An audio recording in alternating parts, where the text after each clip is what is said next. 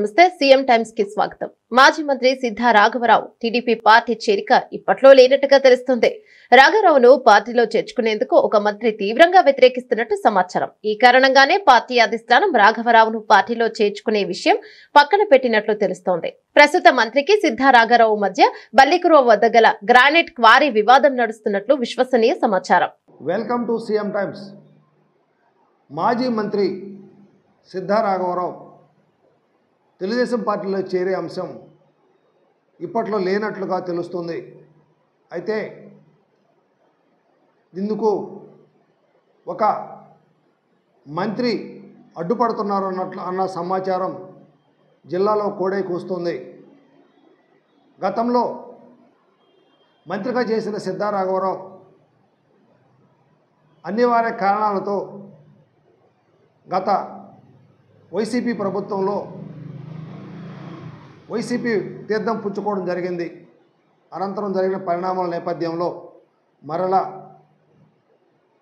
Telugu Desam party అధికారంలోకి రావడంతో తిరిగి సొంత గూటికి రావాలని సిద్ధా రాఘవరావు విశ్వ ప్రయత్నాలు చేస్తున్నారు.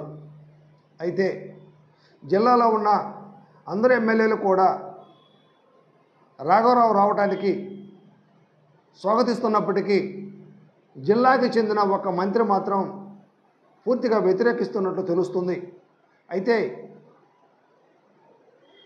ఈ మంత్రి అధిష్టానం ముందు ఈయన రాకకు ఈయన వచ్చినందువలన పార్టీకి జరిగే మేలేమిటి,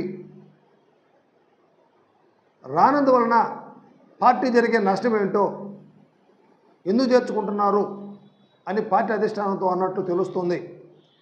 ఇదే క్రమంలో గత ప్రభుత్వం పాలనలో అన్ని విధాలా నష్టపోయామని, కానీ రాఘవరావు పార్టీ మారి వ్యాపారాలు బాగా చేసుకున్నారని, నష్టపోయిన వారిని మేము ఆ బాధలు మాకు తెలుసు కనుక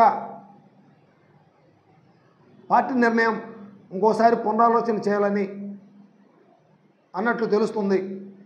దీంతో రాఘవరావు పార్టీలో చేరిక వాయిదా పడ్డట్లు తెలుస్తుంది. వాస్తవానికి ఇప్పటికే రాఘవరావు పార్టీలో చేరాల్సి ఉన్నప్పటికీ ఇలా లేటు కావటం వెనుక ఈ మంత్రి అధిష్టానంతో మాట్లాడిన పిమ్మటే రాఘవరావు పార్టీలో చేరిక అధిష్టానం తాత్కాలికంగా వాయిదా వేసినట్టు తెలుస్తుంది. దీనిపై పార్టీ అధిష్టానం కూడా పునరాలోచించాలని ఆ మంత్రి అనడంతో పార్టీ అధిష్టానం కూడా కొంత తాత్కాలికంగా వాయిదా వేసి తర్వాత చూద్దాంలే అన్నట్లుగా వేసి చూసే ధోరణిలో రాఘవరావు చేరికను తాత్కాలికంగా వాయిదా వేసినట్లు విశ్వసనీయ సమాచారం.